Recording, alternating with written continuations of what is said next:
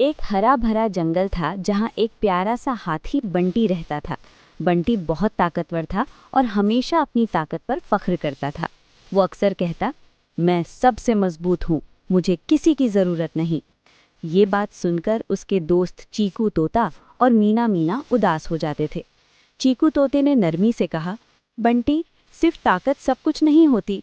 अचानक जंगल में तेज आंधी आ गई और छोटे परिंदे दरख्तों से गिरने लगे। मीना मीना घबराकर चिल्लाई, बंटी, मदद करो। ये सुनकर बंटी फौरन आगे बढ़ा और अपनी सूंड से नन्हे परिंदों को बचा लिया।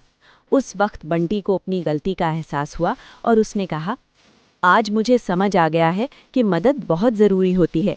यूं जंगल के सब जानवर खुश हो गए और ये सबक सीख लिया कि हर किसी के पास अलग ताकत होती है, लेकिन मदद और दोस्ती सबसे बड़ी ताकतें हैं।